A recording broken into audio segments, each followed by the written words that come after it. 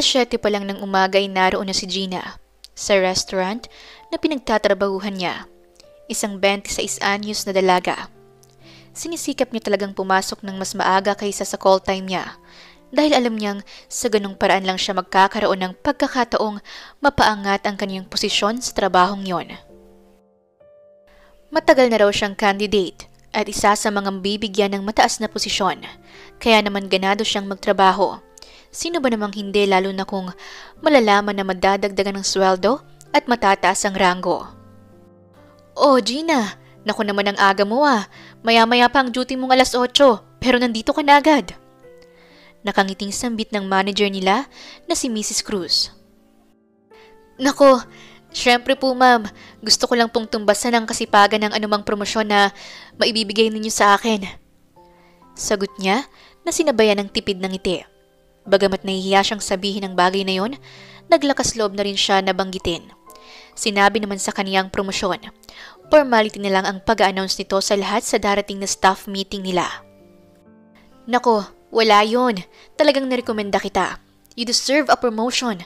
Kasi naman kitang-kita ko ang kasipagan mo at isa pa, worth it ang pasweldo namin sa'yo. O siya, maiwan na muna kita at maya-maya lang ay magpapalit na tayo ng shift. Tumalikod si Mrs. Cruz at naiwan na siya sa loob ng staff room. Hindi niya alam na narinig pala ni Tanya ang promosyong sinabi niya at pinagpasalamat sa manager. Nakasimangot nitong tinitigan si Gina at naiinis na lumapit sa kanya. Congratulations! Sambit nito. Maluwang ang pagkakangiti ng mga labi na inilahad ang isang palad sa kanya. Ha? Para saan? Takang tanong niya sa kasamahang si Tanya. O di ba nga, malapit ka nang ma-promote? Yun ba? Narinig mo pala. Napapakamot niyang tanong. Alanganin na lang siyang ngumiti. Hindi sana niya nais na ipaalam yun sa iba, lalo pa nga at sa 1 linggo pa ang announcement. Pero, kung ako sa'yo, huwag mong masyadong asahan yun. Marami nang napangakuan. Kaya lang palaging hindi natutuloy. Sabi nila, may sumpa raw ang promosyon nila ma'am. Yung target nilang tao, biglang nagkakaproblema at nawawala rito sa kumpanya. Napa-cross arms pa si Tanya habang sinasabi ang mga bagay na yon. Siya naman ay napapatabingi na lang ang ulo habang napapaisip sa mga negatibong sinasabi ng kasamahan niya. Halos kalahating araw na siyang naroon sa restaurant nila. Ganadong nagtatrabaho at panay ang pagsiserve niya sa mga customer. Kinukuha rin niya ang ilang orders at kung minsan ay sinasalubong ang ilang pang customer na pumapasok sa restaurant. Lalong natutuwa ang manager nila habang lalo namang lihim na naiinggit ang kasamahan niyang si Tanya. Nakita nito ang pagpasok ng regular VIP customer nila at alam nitong masungit ang babaeng yon. May kasamang gwapong lalaki ito ngayon. Hindi tulad dati na walang dating ang kasama nito. Ngayon ay gwapo ang lalaki at mukhang mayaman talaga. Sa isang iglap ay nakaisip si Tanya ng masamang plano para sa kanya. Gina, may bagong dating. Pakisuyo naman muna na lagyan sila ng tubig. Masuyong utos ni Tanya sa kanya. Ha? Oo ba? Sige, ako nang bahala. Kinuha niya na rin ang menu upang ibigay sa bagong dating na customer ang mga yon. Hello ma'am, good day. Tipid siyang ngumiti at niyabot ang menu sa mga ito. Sabay sinalinan niya ng tubig ang mga baso na naroon. Kaya lang, habang nagsasali ng tubig, biglang may dumaan sa likod niya at natabig siya. Aksidente niyang natabig ang lamesa na naging dahilan para matumba ang basong may lamang tubig. Agad na napatayo ang magkasintahan sa kinauupuan. Ano ba? Sigaw ng babae sa kanya. Ang tanga-tanga mo naman! Talagang tinapunan mo pa ang damit ko, no? Hindi mo ba alam na mahal ang pagkabil ko sa damit na to? Tsaka may pupuntahan pa kami mamaya nitong kadate ko. Bakit naman hindi ka nag-iingat? Sorry po, ma'am. Sorry po, hindi ko po sinasadya. Mabilis niyang nailapag ang pitchel sa kabilang lamesa. At saka kinuha kagad ang tissue roon. Sabay pinupunasan pa ang laylayan ng suot nitong dress. Yari ka ngayon. Pasimpleng napangiti si Tanya habang sinasabi ang bagay na yun sa isipan. Ma'am, sorry na po talaga. Hindi ko naman po talaga sinasadya. Patuloy pa niyang paghingi ng dispensa. Halos hindi niya malaman ang kanyang gagawin sa pagpupunas sa damit nito. Tumigil ka na nga! Wala namang kwenta yung pagpupunas mo sa damit ko! Buisit! Sabay tinulak pa siya nito. Bagya siyang napaatras ngunit nakabawi naman siya. Nagtitimpi lang siya dahil alam niyang regular customer nila ang babaeng ito. Ma'am, nagsusorry na nga po ako, diba? Kung ano man po ang damage, nakahanda naman po akong magbayad. Pakiusapan niya para lang tumigil ang babae sa pag-hysterical at pamamahiya sa kanya. Ang kadate naman itong lalaki hindi tumitinag at nakatingin lang sa babaeng parang tangang nagwawala na sa galit. So, ano ngayon ang gagawin ko? Paano na ito? Basang-basa na ako! Kainis! Ngunit hindi nito napigilan ang sarili at sinabunutan pa siya nito at pinagsasampal. Ngunit hindi na siya nakapagpigil sa babae at nahawakan niya ang mga kamay nito. Ano ba? Tama na nga sabi eh. Sinabi ko naman na babayaran ko kung anong maging damage. Bakit ba kailangan mo pang manakit? Sa puntong yon, lihim na napangiti ang lalaking kasama ng babae. Ngunit nanatili pa ring nakamasid lang ito mula sa kinauupuan. Samantalang natulala naman ng babae dahil sa ginawa niyang pagsagot. Ngunit mabilis na natauhan. Ano? Sinasagot mo ko? Sinagot mo ba ako, ha? Oo, sinasagot kita. Wala ka naman kasi sa katwiran. Ang babaw naman po kasi. Damit lang ang problema mo. Pero tinatapakan mo ng pagkatao ko dahil sa pamamahiya at pananakit mo sa akin. Tapos nun ay pabagsak na niyang binitawan ang kamay nito. Tatalikuran na sana niya ito ngunit nasabunutan nito ang mahaba niyang buhok. How dare you? Dumampot ng baso ang babae at ibinuhos sa ulo niya ang laman nun. Tsaka lamang tumayo ang lalaking kadate nito para awatin ang babae. Elaine, tama na nga yan.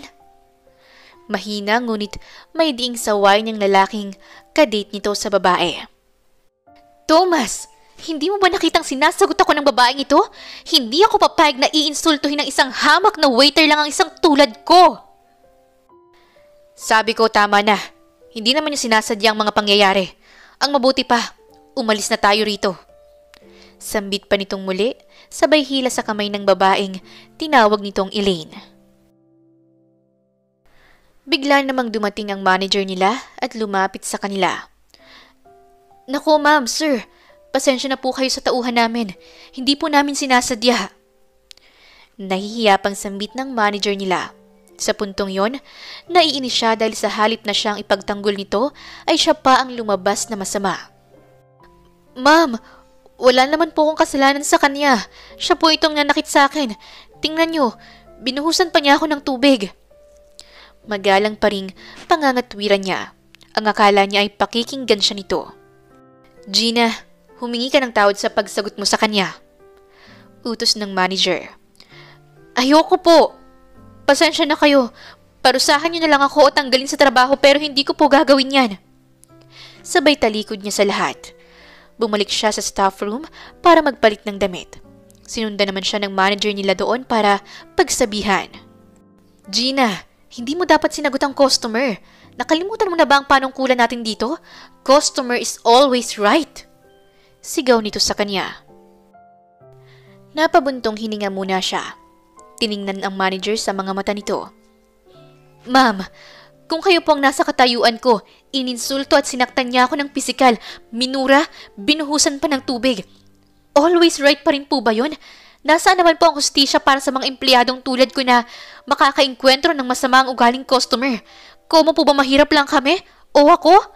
Hahayaan kong ganun din ako? Dapat po nasa tama siya. Bago kong sundin ang panunungkulan yung customer is always right. Dahil sa ginawa mo, suspindido ka.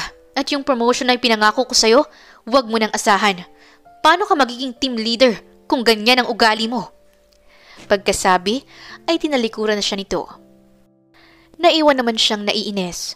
Pabagsak niyang isinara ang pinto ng locker niya at nagtungo sa banyo para magbihis. Makalipas ang ilang minuto matapos niyang magbihis ay lumabas na siya ng restaurant. Dumaan pa siya sa harap ng lamesa ng mga ito. At sandaling tinapunan ng tingin ng babae, tsaka tuluyan umalis. Mabuti nga sa kanya, ang yabang kasi at tatanga-tanga pa. Ang akala mo naman ay uuber siya sa akin. Naiinis na sambit pa ng babae habang sinusundan pa siya ng tingin. Hindi alam ng dalaga ng lihim na sinusundan ni Thomas ang paglabas nito mula sa kinaroroonan ng restaurant at may tinext pa itong tauhan upang pasundan ng dalaga kung saan pupunta. Nalaman ni Thomas ang naging resulta ng paglaban nito sa kasama niyang babae. Sorry po talaga ma'am, sir. Sinuspindi ko na po siya. Huwag po kayong mag-alala. Hindi po namin mapapalampas ang kabastusan ng aming empleyado. Sayang nga lang po at promoted na sana siya sa susunod na linggo. Paliwanag pa ng manager. Talaga? Dapat nga sa kanya matanggal pa. Ang bastos. Walang galang sa customer na tulad namin.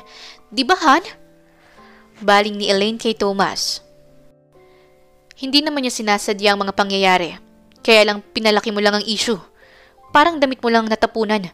Marami ka namang damit sa kotse mo. Mahinang sagot ni Thomas habang nilalaro ng daliri nito ang table napkin na nakapatong sa lamesa. Thomas! Ipinagtatanggol mo ba siya? Kanina ka pa eh. Baka gusto mong mag-break na lang tayo. Tanong ni Elaine sa lalaking si Thomas. Natawa naman siya ng mapakla. Sabay tanong. Why not? Ano?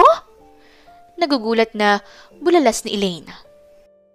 Tutal naman ay hindi siya nakipagkita rito para makipag-date, kundi para talaga makipaghiwalay. Mabuti ikaw na ang unang nag-open up. Actually, hindi ko nga alam kung paano sisimulan. Pero since ikaw na ang nagbukas ng usapan, okay na tayo. Hiwalay na tayo. Tumayo siya at kinuha ang wallet niya sa bulsa at kumuha ng 10,000 pesos at inilapag sa lamesa. Sagot ko na rin ang mga damage sa ginawa mong gulo. Ngumiti siya sa manager na naroon, tsaka tuluyang umalis ng lugar na yon. Para namang binuhusan ng malamig na tubig ang babaeng si Elaine dahil sa sobrang pagkapahiya. Nasaksihan patuloy ng lahat ng mga tao ron ang ginawa niyang pakikipaghiwalay. Visit ka, Thomas! Sigaw nito sa kaniyang isipan. Samantalang pagkaalis pa lang niya sa restaurant na yon, ay hinanap na niya ang babaeng kanina lang ay kaaway ni Elaine. Gusto niya itong pasalamatan, para kasing dahil dito ay hindi na siya nahirapang makipaghiwalay sa kadate niyang si Elaine. Agad namang nag-text ang isa sa mga tauhan niyang sumunod sa dalaga kung saan nagtungo ito. Sir, nasa Luneta Park po siya, yung sa may mismong mapa ng Pilipinas, nandoon po siya ngayon. Sabi ng tauhan niya na nabasa lang niya mula sa text nito. Mabilis na niyang pinaandar ang kotse niya patungo sa Luneta Park. Nang may parada yon, ay bumaba na siya at naglakad na lang patungo doon sa lugar kung saan may mapa ng Pilipinas. Napabuka ang bibig niya at bahagya siyang namangha sa nakita dahil sa lumaki siya sa ibang bansa at matanda na siya nang bumalik ng Pilipinas. Aaminin niya sa kanyang sarili na iyon ang unang beses na napuntahan niya ang lugar na yon at namamangha siya dahil sa ganda ng nasabing lugar. Hello, miss. Bahagya pa niyang naitukod ang dalawang kamay sa kanyang mga tuhod habang nakatingin sa dalaga at habol ang paghinga. Medyo pinagpapawisan na rin dahil sa pagmamadali niyang makalapit sa babaeng nais niyang pasalamatan. Tiningnan lang siya nito at nagsimulang lumakad. Marahil ay naisip nitong hindi ito ang tinatawag niya at naisip din niyang maaaring umiiwas ito sa kanya. Hindi naman kasi sila magkakilala. Hey! Sigaw niya pang muli. Naituro naman ito ang sarili at nagpapalingalinga sa paligid. Ako ba? Tanong nito sa kanya. Sabay hawi ng mahabang buhok dahil tumatakip iyon sa bibig ng dalaga. Malakas ang hangin doon kaya naman alam niyang kahit sumigaw pa siya, maaaring mahina ang dating nun sa kausap. Lumakad muna siya para mas malapitan ito, samantalang si Gina naman ay panayang atras. Ano ba? Huwag kang umatras. Hindi naman ako masamang tao. Sabi pa niya rito. Napabuga naman ito ng hangin at bahagyang natawa sa kanyang sinabi. Okay ka lang? 2010 na ngayon no? Sobrang dami ng mga masasamang taong naglilipa na. Malay ko ba kung sino ka? Hindi kita kilala. Sabi pa nga nito. Sabay lumakad ng mas mabilis at maya-maya ay kumaripas ng takbo. Kaya naman, tumakbo na rin siya at mabilis na hinuli ang isang kamay nito. Miss, hindi ako masamang tao.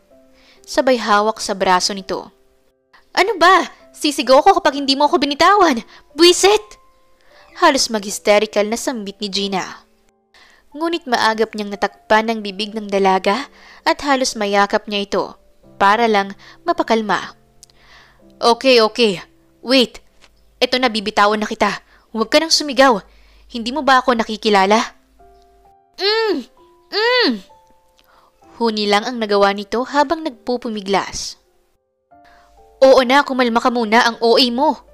Singhal pa niya sa dalaga. Hindi niya akalaing ganito ito kalakas, kaya naman tila napagod rin siya sa kakapigil sa pagpupumiglas nito. Paano naman ako makakapagsalita? Binusal mo niyang kamay mo ang bibig ko. Kasi naman nagsisisigaw ka. Mamaya mo riyan may makakita sa akin kung ano pa ang isipin. Paliwanag niya sa babae. Sabay dukot niya sa mamahalin niyang cellphone. Tingnan mo, ito ang cellphone ko. Ito ang pinakabagong model ng cellphone ngayon. Alam mo bang nagkakahalaga ito ng 20,000 pesos? Kaya hindi kita hold upin o anuman. Sabi pa niya na ibinalik na sa bulsa ang cellphone. Para namang napahiya si Gina at kumalma na rin. Ano ba kasing dahilan mo at hinahabol mo ko? Nakaarko pa ang mga kilay nito na muling lumapit sa mga grills na nakaligid sa malaking mapa ng Pilipinas na naroon. Gusto ko lang magpasalamat at tulungan ka. Aalokin sana kita ng trabaho. Nagkasakit kasi ang sekretary ko. Nabalitaan ko namang nasuspindi ka sa trabaho mo doon sa restaurant. Paliwanag pa niya sa dalaga. Napatingin naman sa kanya si Gina. Doon pa lang nito napagtanto kung sino siya. Ikaw pala yung lalaking kasama ng masama o galing customer namin. At ngayon ka pa hihingi ng dispensa para sa girlfriend mo? Nasa na siya? Nagpalingalingan naman si Gina. Hinanap kung nasa paligid lang din ang kinaiinisang babae. Wala siya. Kaya nga ako nagpapasalamat sa'yo. Kasi dahil sa nangyari kanina, hindi na ako nahirapang makipag-break sa kanya. Talaga? Nakipag-break ka? Bakit naman? Tanong nito sa kanya. Kumibit lang ang balikat niya at hindi na nagpaliwanag pa. Ano, tatanggapin mo ba ang alokong trabaho? Tanong na lang niya sa halip na sagutin ang tanong ng dalaga. Nang makauwi siya sa kanilang bahay, bumungad sa kanya ang kanyang ina na si Ginang Lilian na noy kakatapos lang maglaba.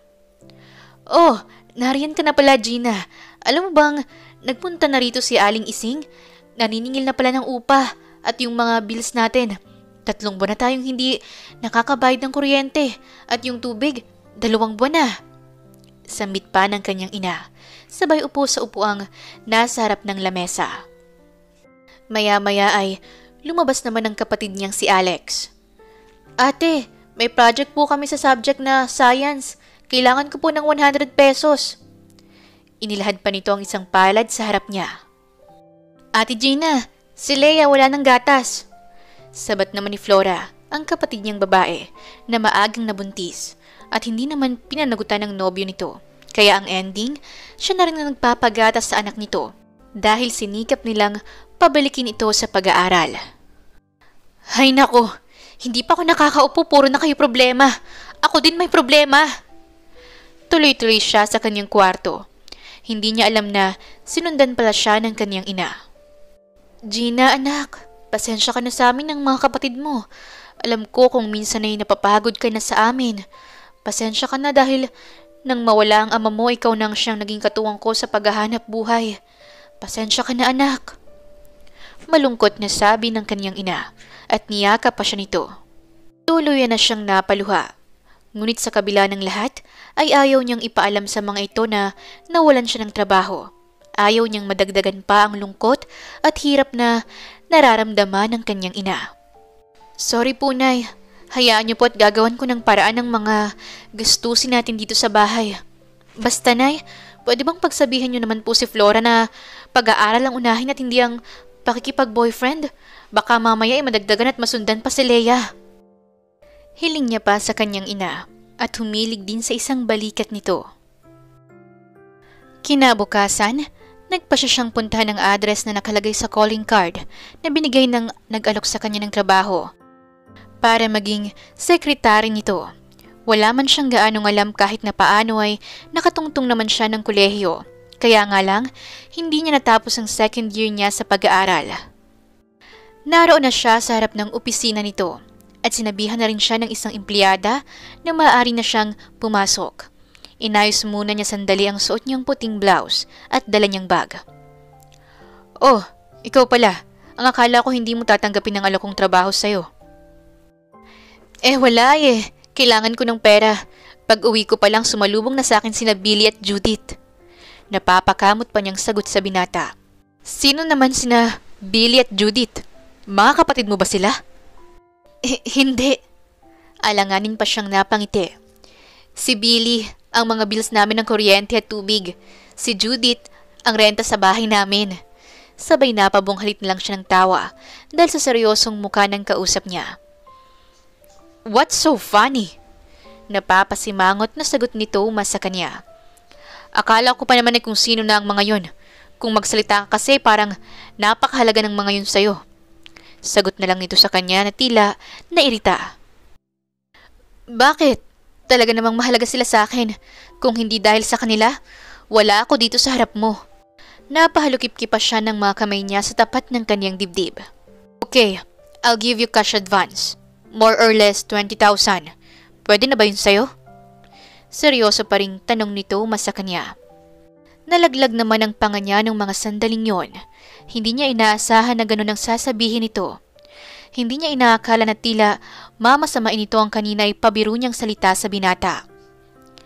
Hoy, sir, hindi naman po ako ganyan. Kung iniisip mo na sinabi ko yon dahil gusto kong mag-advance, hindi po ganun ang ibig kong ipakahulugan. So, ayaw mo ng cash advance? Natanong nito sa kanya at tinitingnan siya sa kanyang mga mata. Hindi ko naman po din sinabing hindi ko tatanggapin ng cash advance, pero okay na po siguro ang 5K. Nahihiya pa niyang ibinuka ang kanyang palad sa harap nito. Okay na ngang 20,000. Ano naman ang magagawa ng 5,000 sa panahon ngayon? Sige na, mag-start ka ng magtrabaho at mamaya'y aalis tayo. Utos pa nito sa kanya, sabay bumalik na sa kinauupuan. Siya naman ay lumabas na ng opisina nito. Lingid sa kalaman niya na palihim at pasimple itong napangiti. Doon naman siya umupo sa cubicle na nasa labas lang ng opisina nito. Matapos namang sabihin sa kanya nang nagdala sa kanya doon ang magiging trabaho niya, nagawa naman niya yon ng maayos. Lumipas pa ang mga oras nang hindi niya namamalayan. Maya-maya ilang empleyado ang lumapit sa kanya. Ikaw ba yung pumalit kay Ma'am Agatha? Yung dating sekretary? Tanong ni Eva sa kanya. Oo, pero pansamantala lang naman. Sagot pa niya. Swerte mo ha? Hindi kumukuha ng batang sekretary si sir. Kaya naman lahat kami naiintriga sa'yo. Sagot naman ni Lily. Ha? Talaga ba? Bakit naman? Naiintriga rin niyang tanong sa mga ito. Nagtaka siya na hindi kumukuha ng batang sekretary ang boss niya. Pero inalok siya nito ng personal. Nako, ingat ka dyan kay sir. Babaero yan. Baka ma-fall ka ha. Nako, binabalaan ka na namin. Saad pa ni Julie. Go back to your work. Nagulat pa silang lahat nang makita ang binata sa kanilang likuran. Sorry po sir. Sabay-sabay na sambit ng mga empleyado at kanya-kanya ring naglayo sa table niya. Ikaw naman Gina. Let's go. 4 PM na. We need to go. Sambit nito. Kaya naman, mabilis niyang iniligpit ang gamit niya at sumabay ng lumakad sa kanyang boss na si Thomas. Nakita pa niya sa gilid ng mga mata niya ang mga kasamahang empleyado na nakasunod ng tingin sa kanila at may pagkaintriga sa mga mata ng mga ito. Nang makaalis sila sa opisina nito, hindi niya akalaing dadalhin siya nito sa isang mall. Bakit mo ko dinala sa lugar na to? Nagtataka niyang tanong sa binata. Mamimili ako ng damit at bibilhan na rin kita. Nang pagpasok mo sa opisina, ayokong mukhang dukha ang sekretary ko. Alam kong alam mo na ang mga sekretary ko noon, lahat sila matatanda na. Kaya alam na nila ang tamang suotan. Ikaw, parang wala kang alam sa pananamit. Tiningnan pa siya nito mula ulo hanggang paa. Bumilog naman ang mga labi niya at ilang ulit pang napabugas siya ng hangin. Hindi siya makapaniwala sa mga naririnig niyang lumalabas sa bibig ng binata. Hindi niya alam kung alin ba sa dalawa. Nilalait siya nito o gusto siyang tulungan. Nanlalait ka ba? Iyon ang lumabas na tanong mula sa kanya. Hindi sinasabi ko lang na bilang sekretary ko, dapat presentable ka. Napangisipa ito at nagpatuloy sa paghahanap ng mga isusuot. Pumili ka na rin, yung pang-office ha. Sambit pa nito sa kanya. Ngunit hindi naman niya magawang hawakan ng isa man lang sa mga damit na naroon. Nakita niya kasing napakamahal ng mga damit. Wala man lang pumasa sa panlasa niya dahil sa taas ng presyo. Nagulat na lang siya nang ituro nito ang isang buong hilera ng mga damit pang opisina. Lahat yan, isusukat niya. Sambit pa nito sa sales lady. Agad naman itong kinuha ang lahat ng iyon at itinuro ang fitting room. This way, ma'am, sabi pa ng sales lady. Hoy, ano ka ba naman, Sir Thomas? Ang dami nun at ang mamahal pa. Pabulong na tila, sumisigaw ang ginawa niyang pagsasalita sa lalaki. Hindi naman siya nito pinapansin, sa halip ay umupo ito sa tapat ng fitting room upang tingnan ang bawat damit na sinusukat niya. Lumipas pa ang mga oras at halos lahat ng naisukat niya ay binili nito para sa kanya. Pakiramdam tuloy niya ay nakakuha siya ng sugar daddy sa katauhan ng boss niyang si Thomas. Nang akma pa itong papasok na naman sa bilihan ng sapatos, pinigilan na niya ito. Oops!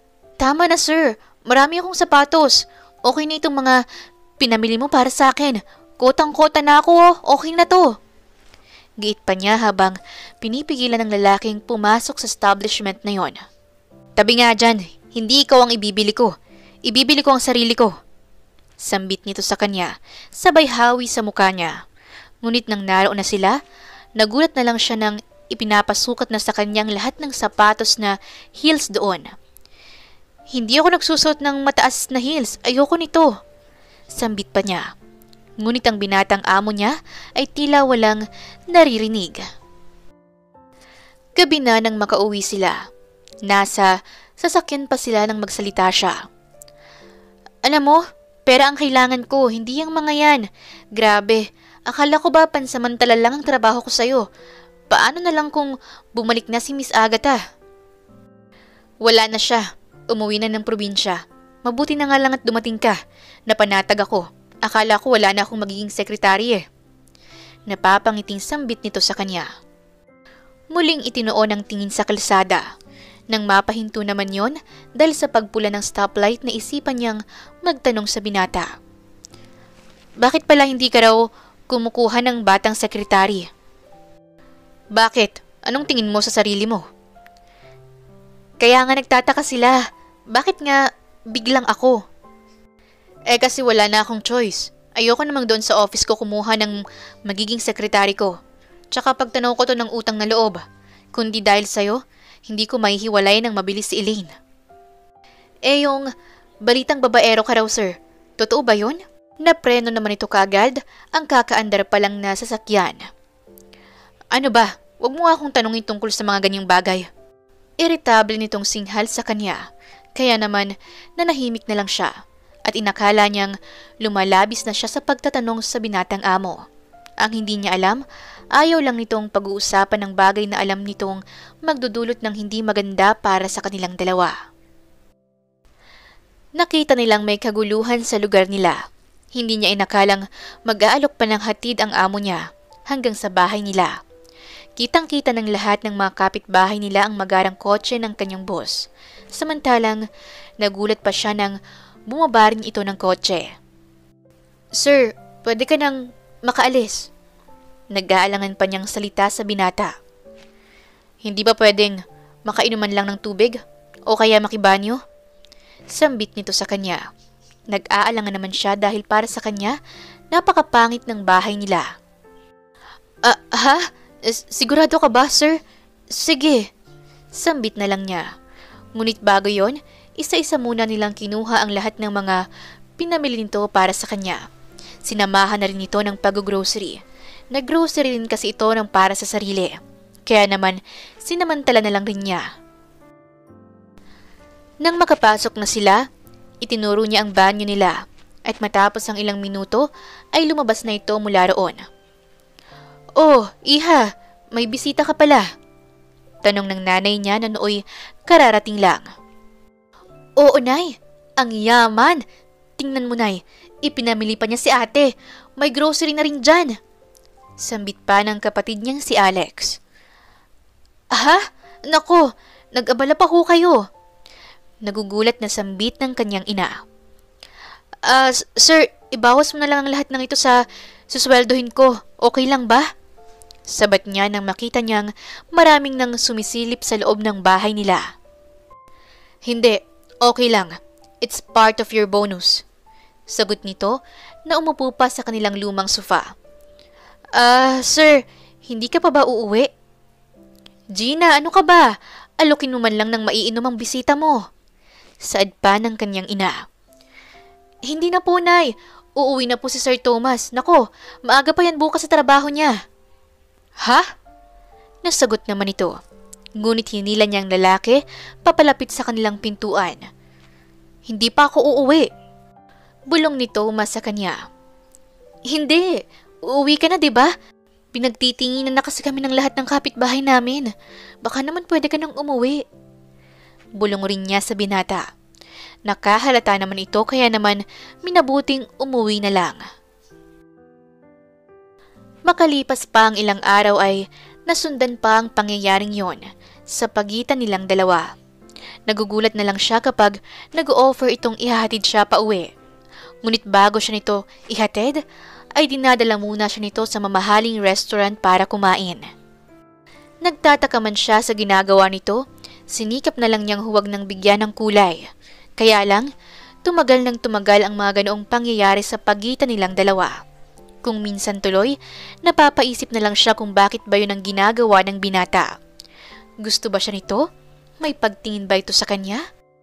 Kasi siya, nararamdaman niyang tila ba nahuhulog na siya sa binata. Minsang nasa restaurant sila, naitanong niya rito ang tungkol sa ginagawang iyon ng binata.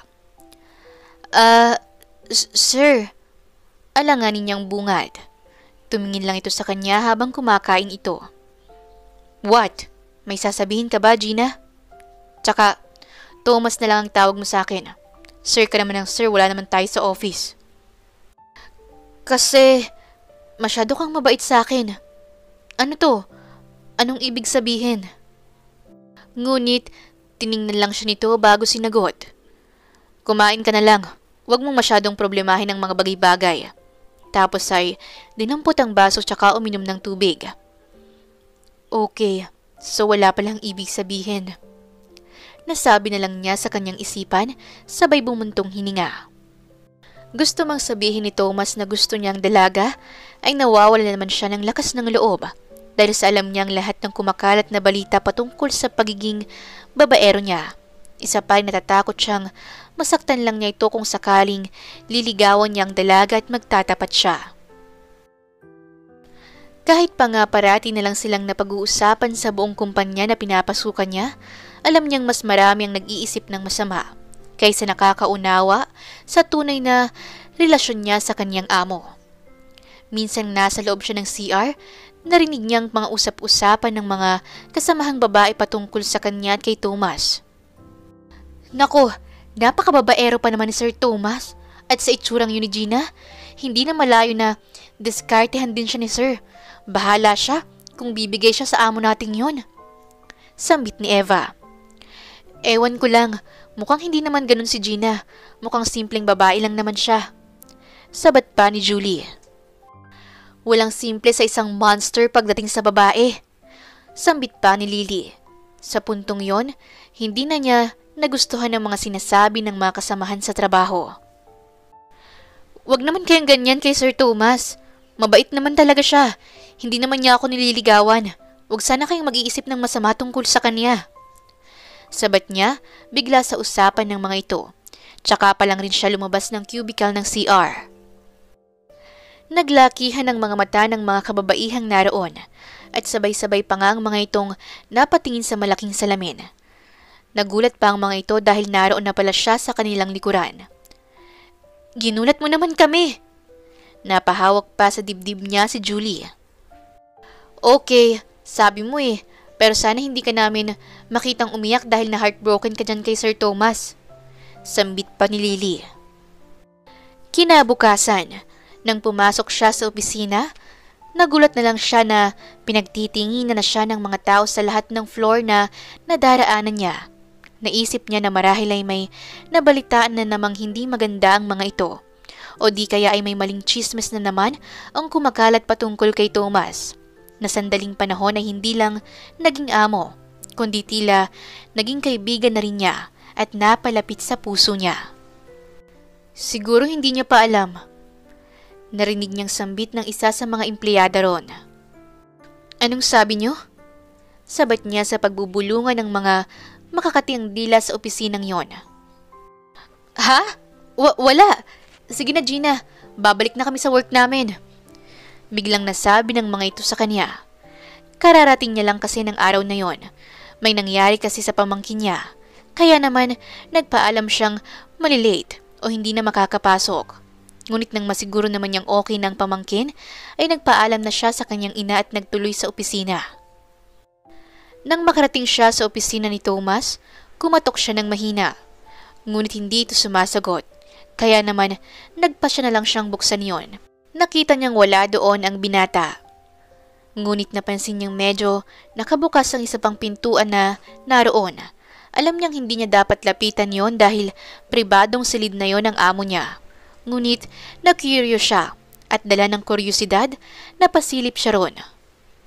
Nanlaki ang mga mata niya at napatakip siya ng isang palad ng kanyang bibig dahil din sa gulat. Bahagya niyang nahawakan ng dahon ng pintuan, kaya naman lumikha iyon ng ingay, dahilan para mapatingin ang mga ito sa kanya. Nanlaki ang mga mata ni Thomas at napahinto sa ginagawa nito sa babaeng napapailalim nito. Ngunit hindi na niya hinintay pa ang ilang mangyayari. Nakita niyang may kasiping si Thomas sa mismong ibabaw ng lamesa nito. Mabilis siyang tumalikod at isinara ang pintuan. Sa sobrang gulat niya sa nakita niya, napatakbo siya sa banyo. Sa isa sa mga cubicle doon ay pumasok siya at mabilis na nagsara ng pinto. Napaupo siya sa toilet bowl na naroon at tila nangangatog ang mga tuhod niya. Biglang-bigla siya. Wala sa hinagap niya na makakakita siya ng ganong eksena. Naiiling-iling pa niya ang ulo niya ng malakas para lang maalis sa isipan niyang manakita niyang posisyon ng binatang amo at ng babaeng ito. Ano naman, Gina? Wala naman kayong relasyon. Singhal pa niya sa kanyang sarili. Hindi naman niya maunawaan kung bakit ganoon na lang ang sakit at kirot na nararamdaman niya sa kanyang puso. Samantalang alam naman niya ang mga usap-usapan ng lahat sa opisina nila patungkol sa kanyang boss. Ilang beses niyang hinigop ang hangin at malakas iyong ibinuga. Ilang ulit at pagkatapos ay lumabas na siya. Paglabas niya, isang babayang nakasalubong niya papasok ng CR. Bahagya pa itong ngumiti sa kanya, ngunit hindi niya iyon pinansin. Hindi niya kilala ang babae. Kaya naman, gets na niya na iyon ang babaeng kasama ng kanyang among si Thomas. "Oh, Gina, ang akala ko ba hindi ka napapasok?" Tanong sa kanya ni Thomas na para bang walang anumang nangyari. Tila siya pang nahihiyang tumingin sa binata, na ang akala niya ay may pagtingin sa kanya. Naiisip niya tuloy na baka isa lang rin siya sa mga babaeng gusto nitong maikama. Ha? Okay na po kasi sir ang pamangkin ko kaya naman pumasok ako kahit na half day lang. Sagot niya rito kahit na hindi man lang nililingon ng binata. Okay. Tapos ay naramdaman niyang pumasok itong muli sa opisina. Hindi na siya nagpatumpik-tumpik pa at kinuha niya ang bag niya at walang paalam na umalis. Pakiramdam niya kasi ay hindi siya makahinga at bubuhos talaga ang mga luha niya. Isang bagay na ayaw niyang makita ng binata. Nang muling lumabas si Thomas, nakita nitong wala na ron si Gina. Pumasok itong muli sa opisina at pagalit na sinipa ang upuang naroon. Kaya naman nagulat ang isang empleyado na papasok sana sa opisina nito. "Ang tanga mo, Thomas!" Mahina niyang sambit sa kanyang sarili. 3 araw pang nagdaan buhat nang mangyari ang bagay na yon. Simula noon ay hindi na naging maayos ang kanilang samahan. Palagi na silang nag-aaway ni Thomas. Ginagawa na siya nito ng issue sa trabaho niya at siya naman ay madalas na niyang masagot ang amo. "Ano na naman ang problema nito? Di ba sabi ko, Gina, ayoko nang babalik pa sa akin ng papeles na ito?" "Sir, hindi ko naman kasalanan kung ibalik nila sa iyo yan. Natural, ibabalik kung may kulang." Naiinis pang dinampot niya ang folder na naglalaman ng mga dokumento. Tinalikuran niya ang amo, ngunit maagap naman siya nitong napigilan. "Sandali nga, may problema ba tayo? Magdadalawang ba na tayong ganito ah? Ano bang problema?" Medyo mahinahon na ang boses nito nang magtanong sa kanya. "Ewan ko, sir. Ikaw lang naman ang palaging mainit ang ulo sa akin. Kahit maliliit na pagkakamali ko dito sa opisina, napupuna mo. Hindi kaya akong dapat na magtanong kung anong problema mo sa akin? O baka naman kinakailangan mo nang maghanap ng matandang sekretary na mas makakaunawa sa'yo?" Napaharap siya sa binata at seryosong nakatingin. "What? Ano to? Nanghahamon ka ba? Bakit? Tinawagan ka na ba ng resto na pinapasukan mo dati? Magkano bang offer? Kaya kong doblehin ang offer nila." May pagyayabang na sabi nito sa kanya. "Ha? Ayos ka, sir. Ano to? Presyohan at tapaltan na lang ng halagang kayang ibigay? Ganyan din ba ang mga sinasabi mo sa mga babae mo? Okay, wala akong karapatang magtanong o questionin ka. Pero wag naman dito sa opisina mo. Sirang-sira ka na nga. Lalo mo pang pinapatunayan sa lahat ng chismis sa'yo ay totoo." Naiinis niyang nasabi sa lalaki, sabay talikod. "Meron ba akong dapat na ipaliwanag?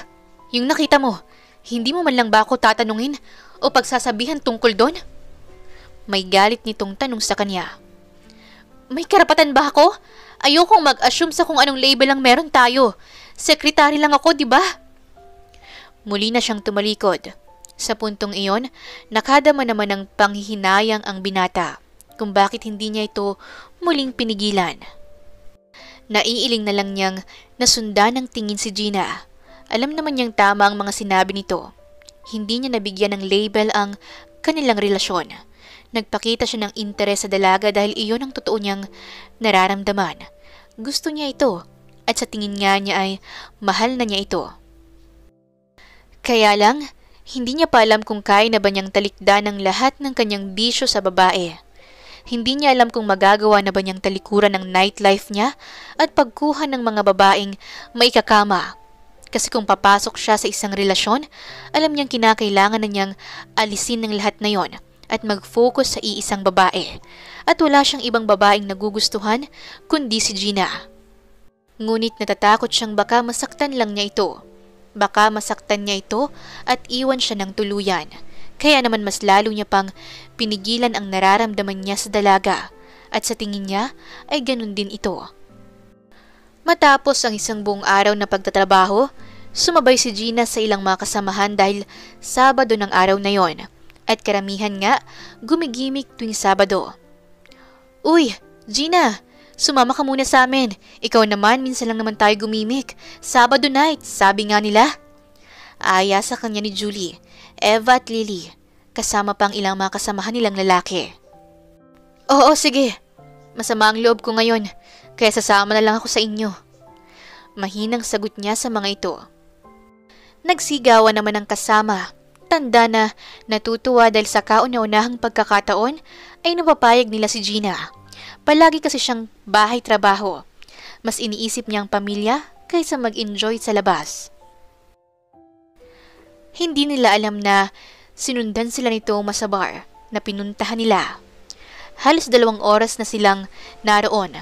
Ito naman ay nasa di kalayuan lang. Nakamasid. Hindi ito umiinom ng alak.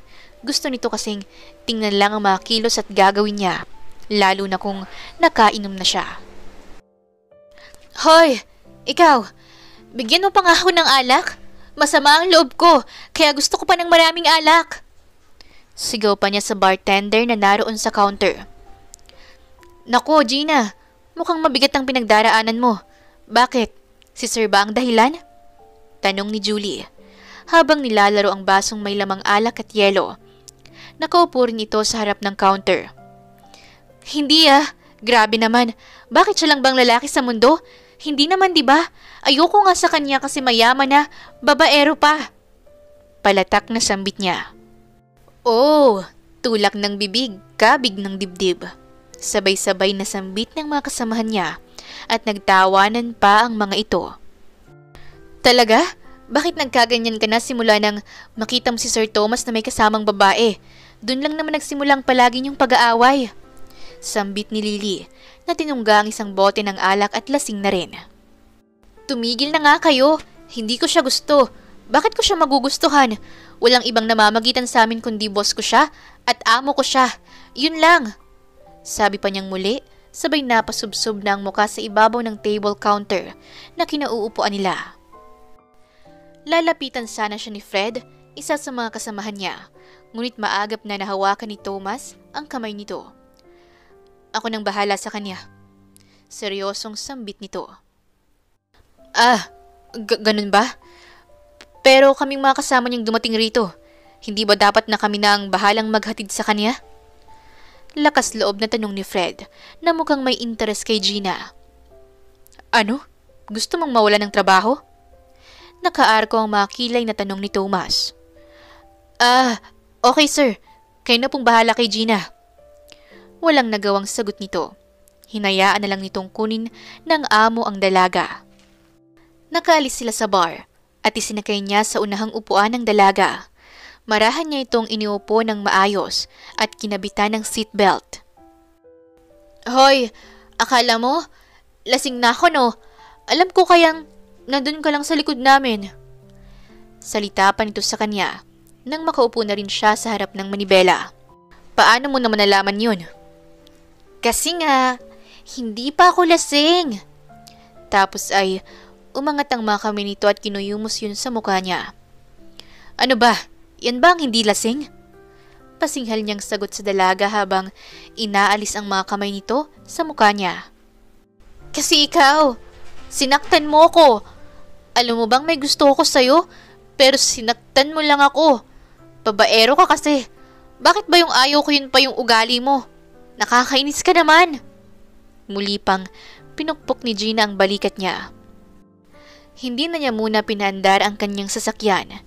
Hinintay niyang makatulog ang dalaga bago niya minaneho yon at tuluyang inihatid ito sa kanilang bahay.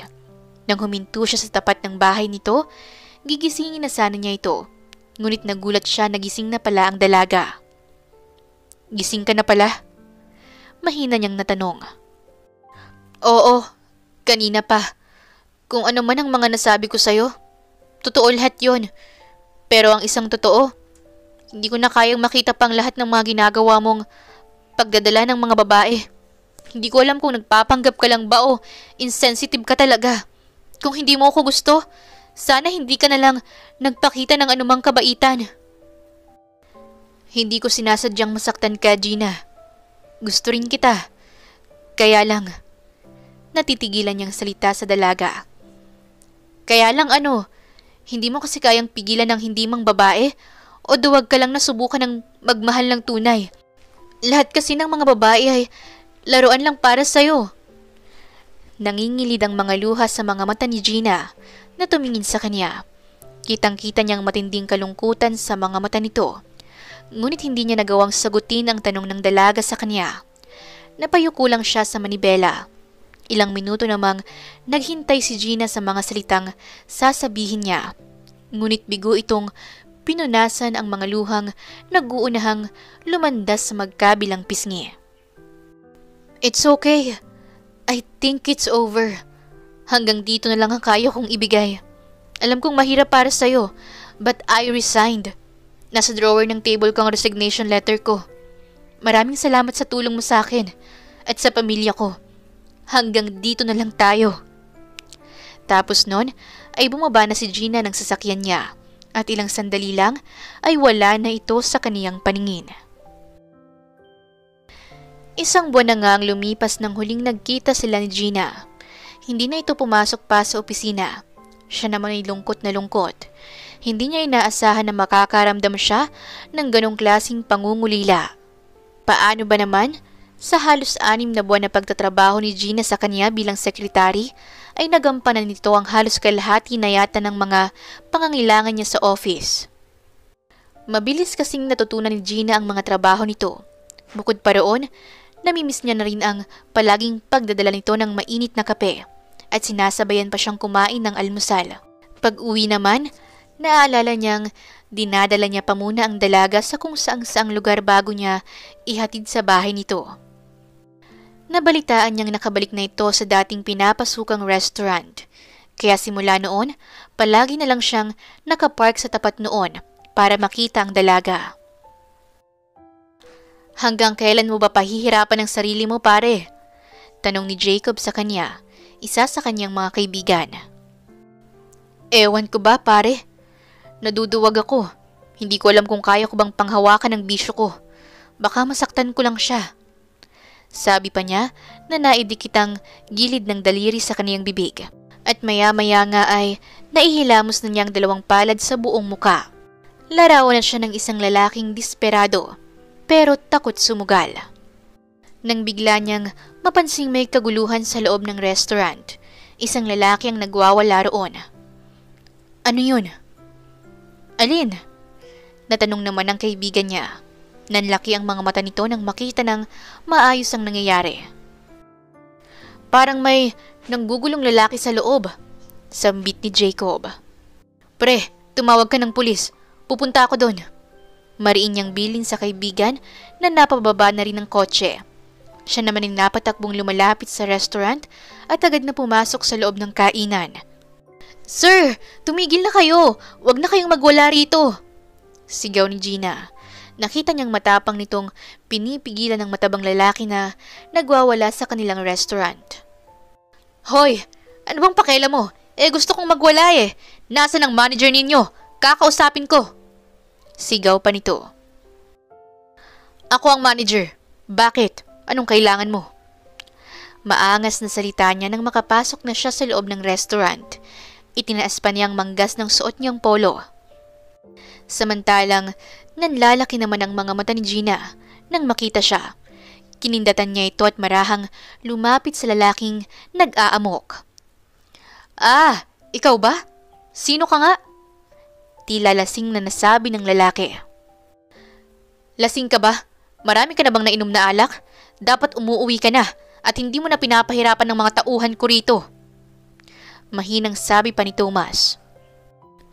Ilang sandali pa ay narinig nila ang tunog ng sirena ng mga pulis. Kaya naman ang lalaki kumalma na rin matapos ang ilang minuto. Nang dumating ang mga pulis, ay agad na inaresto ang lalaking nagwawala.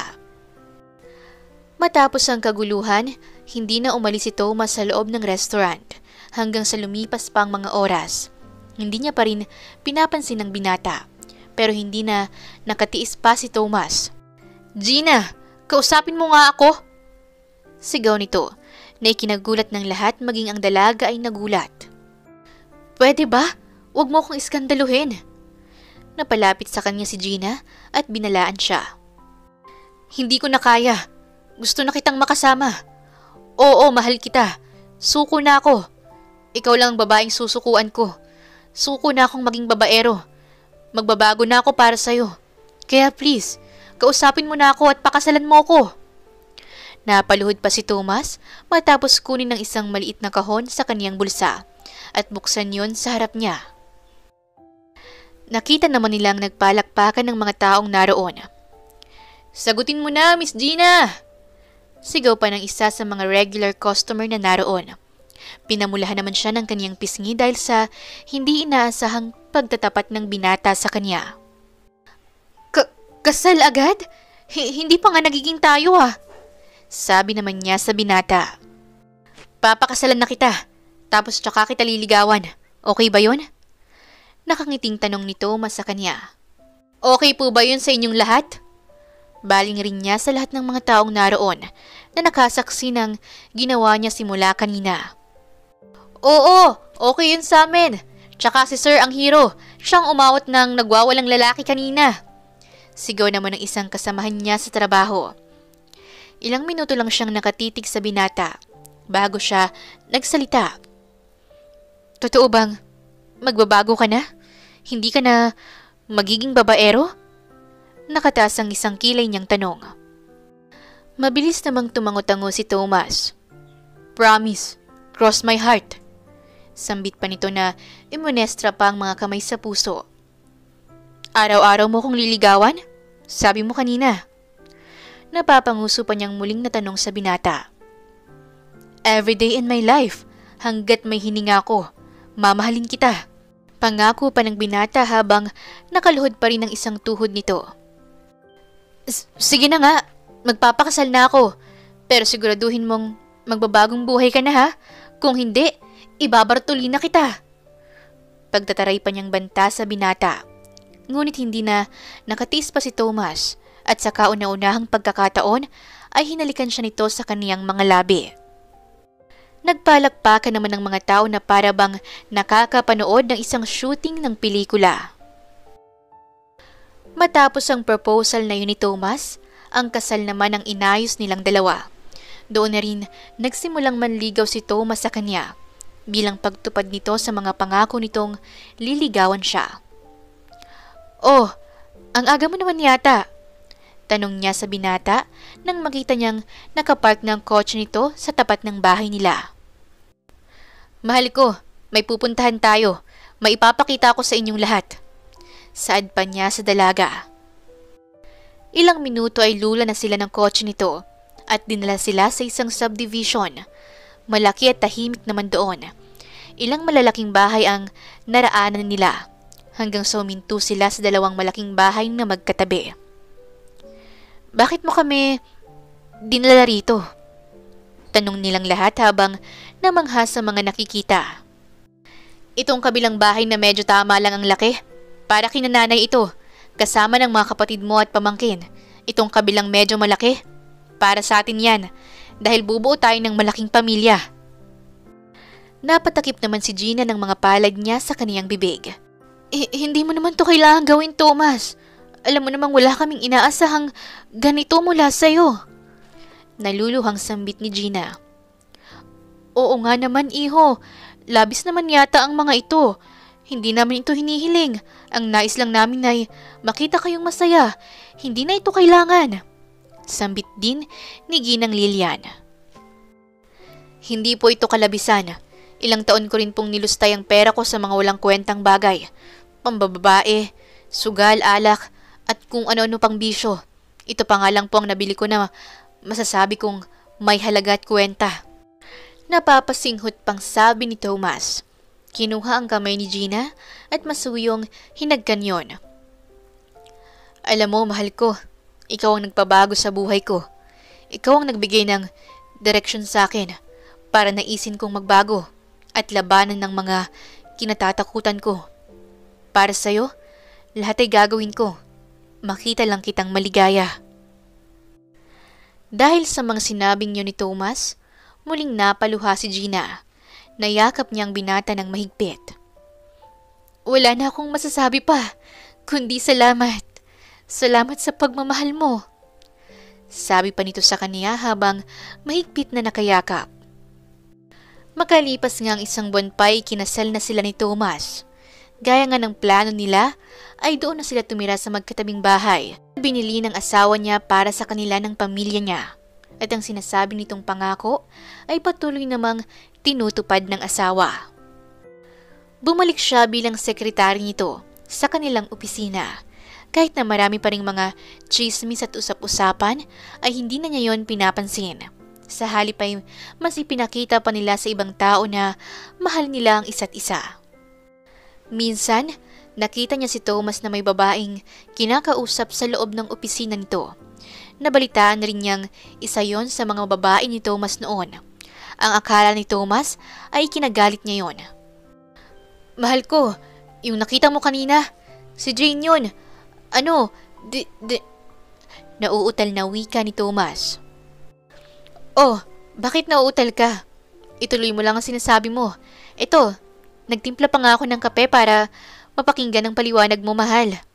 Sambit niya na nakangiti pa sa asawa. Mabilis namang lumapit si Thomas. Talaga? Hindi ka galit o nagdududa sa akin? Tanong nito sa kanya. Marahan naman siyang ngumiti at hinawakan ang mukha ng asawa niyang nooy nakaluhod sa sahig at nakapatong naman ang mga kamay sa hita niya. Ano ka ba naman, mahal ko? Hindi ba nagpatawaran na tayo at nagpangako ang kakalimutan ng mga bagay na nagawa mo noon? Wala na yun sa akin. Nakangising sagot niya pa. Talaga? Kahit na maraming naninira sa akin, naririnig ko ang sinasabi nila behind my back. Sabi nila, hindi na raw ako magbabago. Ang isang cheater na tulad ko, cheater is always a cheater. Malungkot na salita ni Thomas para sa mga taong nanghuhusga sa kanya. Huwag mo na silang intindihin. Ang mga taong yon, kahit ano pang gawin natin at ipakita sa kanila na nagbabago ka na, may masasabi pa rin sila. Kaya tayo, huwag tayong mabuhay sa kung anong sasabihin ng iba. Gawin natin ang alam nating makakapagpasaya sa atin at ang makakapagpasaya sa akin ay ang magtiwala sa iyo. Okay? Sambit pa niya sabay hawak muli sa mga pisngi ng asawa niya. Idinikit pa niya ang dulo ng ilong niya sa dulo ng ilong ng kanyang asawa.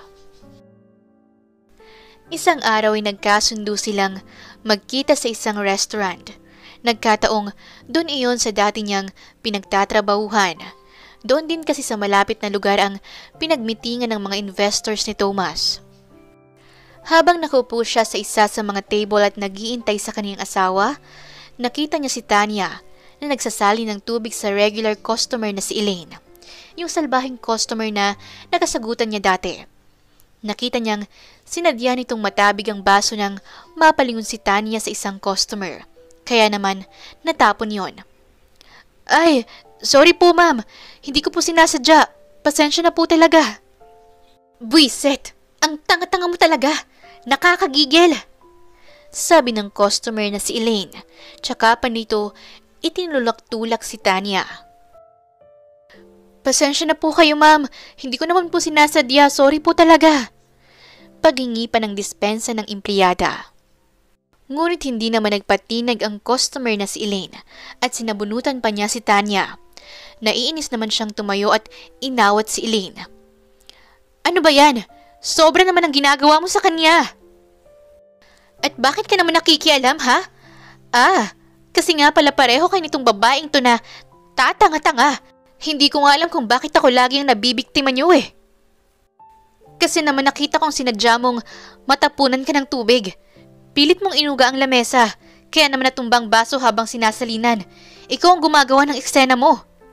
Sabi naman niya. Nasaan ba ang manager dito? Nag-hysterical na sigaw ni Elaine. Siya namang dating ni Thomas. Mahal ko, anong nangyayari dito? Tanong ni Thomas. Nanlaki naman ang mga mata ni Elaine nang makita si Thomas na lumapit sa kanya. What? Thomas? Ikaw ba? Really? Tinawag mo siyang mahal ko? Oo, dahil asawa ko siya. Nakangiting sagot ni Thomas. Ano? Ipinagpalit mo ako sa babaeng waitress lang? Kaysa naman sa'yo, na isang sinungaling. Hanggang ngayon nagpapanggap ka pa ring mayaman at kaya niya ginagawa ang mga eksenang yan para hindi na siya pagbayarin ng mga kinain niya. Pambubuking pa ni Thomas sa dating nobya. Pahiyang-pahiya naman si Elaine at nagpaliwanag ito sa pamunuan ng restaurant. Samantalang nagpasalamat naman si Tanya sa kanya dahil sa pagtatanggol niya rito. Natapos na naman ang araw nila ng maayos at masaya. Tulad nga ng kanilang pangako, para pa rin silang nagdi-date ng mga panahong yon. Palaging may flowers na dumarating sa kanya sa office niya at nakakatanggap ng text at tawag. Hindi sila nagsasawang gawin ang mga bagay na yon. Alam nilang kapag may mga anak na sila, mababawasan na ang kanilang panahon at oras para sa isa't isa. Gina, mahal ko, kapag tumanda na tayo, gusto ko, ganito pa rin tayo kasweet sa isa't isa. Ikaw kinakamot mo ang likod ko, ako naman, mamasahihin kita sa hita at binti mo. Sambit pa ni Thomas. Ha? Bakit sa hita at binti ang masahe mo? Ikaw ha? Nantsa-chancing ka lang yata eh. Pabirong kinurot pa ni Gina ang tagiliran ng asawa. Aray! Aba! Naghahanap ka yata ng sakit ng katawan ngayon, mahal ko ah.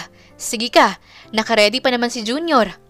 Panakot pa ni Thomas sa asawa niyang noon ay bumubunghalit ng tawa dahil sa kilig nitong nararamdaman. At minsan pa nga nilang pinagsaluhan ng gabing yon ang kanilang pagsasama. Lumipas pa ang 1 taon nang malaman ni Gina na nagdadalang tao na pala siya. Hindi nila expect yon dahil pakiramdam nila kulang pa ang 1 taong pagliligawan nila. Kahit na mag-asawa na sila, hindi nila minamadali ang mga bagay-bagay, lalo ang pagkakaroon ng anak. Mahal! Tingnan mo to! Sigaw niya habang nakapikit ang mga mata niya. Galing siya sa banyo at hawak niyang isang maliit na bagay na kulay puti. Ano yan, mahal ko? Nakapamewang pang tanong ni Thomas. Tingnan mo kasi, hindi ko pa alam kung ilan ang guhit. Kinuha naman ni Thomas sa kamay niya ang maliit na bagay na yon. Oh, 2 lines to, mahal ko! Nasabi ni Thomas at tila hindi makapaniwala. Ha? 2 lines ba kamo? Sabi ko na nga ba positive. Sambit ni Gina sa asawa na napapanguso pa. Oh, bakit para kang binagsakan ng langit at lupa? Tanong ni Thomas. Ready na ba ako? Ready ka na ba para maging daddy? Oo naman, ready na ako. I'm so proud of you, mahal ko. Sobrang saya ko, magiging daddy na ako. Sigaw pa ni Thomas. Natatawa na lang ang nanay at mga kapatid ni Gina nang marinig ang malakas na sigaw ni Thomas. Huwag kang maingay, grabe ka! Natabik pa niya ang asawang nooy karga-karga pa rin siya. 1 buwan na nga ang lumipas buhat nang malaman nilang nagdadalang tao na si Gina. Kaya lang, ang akala nila ay madaling pagbubuntis nito. Napakahirap pala sa kanilang dalawa. Naging masela ng pagdadalang tao ni Gina. Bukod pa riyan, marami siyang hinihinging pagkaing wala naman sa panahon. Mahal! Gumising ka nga dyan! Galit na pinukpok ni Gina ang braso ng asawa para lang magising ito. Oh, ano ba yun? 10 oras naman ng gabi, mahal ko. Napapakamot sa ulo niya si Thomas. Nagugutom ako. Gusto ko ng pulot or honey, tsaka ng prutas na honeydew. Ano? Saan naman ako kukuha niyan? Wala naman yan sa grocery. Napapakamot pang sabi ni Thomas. Basta. Nagugutom ako. Gusto ko ng honey. O kaya honeydew. Saan nga hahanap noon? Matinding kamot ang ginawa ni Thomas. Simula nang hindi niya maibigay ang mga pagkaing nais kainin ng asawa niya, hindi na rin siya nito pinapapasok ng bahay nila. Ma'am Gina, si Sir po, nandoon sa labas. Kawawa naman po si Sir. Sambit naman ni Manang Andeng. Nako, pabayaan niyo siya. Nakakainis Sabi pa niya na nagtungo sa sala para manood ng TV. Mahal ko, nandito na yung honeydew at honey. Sinuyod ko ang buong bansa para dito. Masayang salubong ni Thomas sa asawa. Nang makita naman niyang pawis na pawis ang lalaki, tila natunaw na ang lahat ng galit at sama ng loob niya para dito. Mahal, sorry na. Sorry kung pinapahirapan kita. I love you. Sabay halik niya kay Thomas. Samantalang masaya naman na pinagmamasdan na lang sila ng mga kasama nila sa bahay. Makalipas pa ang 5 taon, kaarawan na ng kanilang anak na si Tyrone. 5 taon na ito ay nagpapasalamat pa rin sila dahil buo pa rin sila bilang mag-asawa. Masaya silang tinitingnan isa-isa ang mga larawan ng kanilang anak simula nang isinilang ito hanggang sa ngayong 5 taon na ito. Wow! Ang pogi talaga ng anak ko! Bulalas ni Thomas. Ang anak ko? Anak natin yan, no? Segunda rin ni Gina habang nakamasid rin sa mga larawan ng anak nila. Oo na po, Mama, Papa. Anak niyo akong 2. Ang tanong ko po, kailan po ako magkakaroon ng kapatid? Tanong ni Tyrone sa kanila na nakasalupa ang 2 palad sa baba nito. tumutulis ang mga ngusong animoy alagang aso lang ang hinihiling. Anak, ibibigay sa atin ni God kung gusto niya, kaya wait lang kayo ni Papa. Kinurot pa niya ang ilong ng kanyang anak sabay niyakap pa ito. Yehey! Makakascore na si Papa! Pabirong sigaw ni Thomas na hindi naman nauunawaan ng kanilang anak ang nais ipakahulugan ng ama. Nangingiting sinamaan na lang niya ng tingin ang kaniyang asawa. Ngunit sa isang banda, alam niyang nais na rin ito na madagdagan pa ang kanilang anak. Kaya naman ng gabing yon ay nag-usap na sila upang muling mag-honeymoon sa ibang lugar. Mahal ko, ano kaya kung pumunta tayo ng Palawan para makapag-honeymoon na ulit tayo? Tanong niya sa kanyang asawa habang magkatabi silang nakahiga sa kanilang kama. Nakasandal silang pareho sa headboard ng kama ngunit napansin niyang hindi siya nito pinapansin dahil sa hawak nitong bagong gadgets. Nakakainis naman! Singhal niya pang muli sa asawa. Ay, sorry na, huwag ka nang magalit. Sambit ni Thomas. Akala ko ba hindi tayo magpapapekto sa pag-usad ng panahon? Tulad ng mga gadgets na yan. Ipinangako mo sa akin, di ba? O baka naman yung cellphone mo na lang ang gusto mong makatabi gabi-gabi.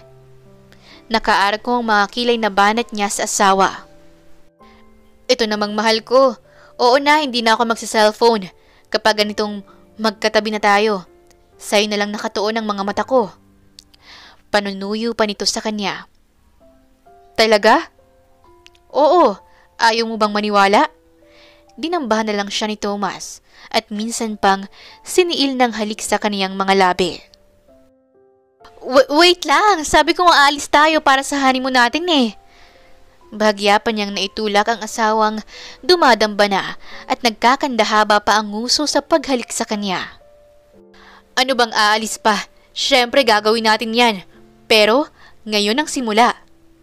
Sambit pa ni Thomas sa kanya at kinuha ang makapal nilang kumot. Mabilis na itinabing iyon sa katawan nilang dalawa. At sa ilalim nun, sinimula nilang gawin ang kanilang honeymoon. Naging masaya ang buhay mag-asawa ni Thomas at Gina. Hindi lubos akalain ni Gina nang pagkasuspindi niya sa kanyang trabaho ay ang magiging daan upang makatagpo siya ng tunay na pag-ibig. Kahit ba hindi iyon naging madali noong una. Ang mahalaga ay narito sila ngayon, masaya at mamahalin ng isa't isa habang buhay. Samantala, si Tanya naman ay humingi ng tawad kay Gina at inamin nito ang kaniyang pagkakamali. Nagsisi rin ito sa kaniyang ginawa at iniwasan na ang mainggit sa kapwa. Kaya't bunga ng kanyang pagsusumikap ay siya na ngayon ang bagong manager sa restaurant na yon. At masayang masaya si Gina para kay Tanya na ngayon ay kanyang matalik ng kaibigan. Wakas. Maraming salamat po sa inyong pakikinig. Ito po si Inday Series at hanggang sa ating muling kwento. Maraming salamat po.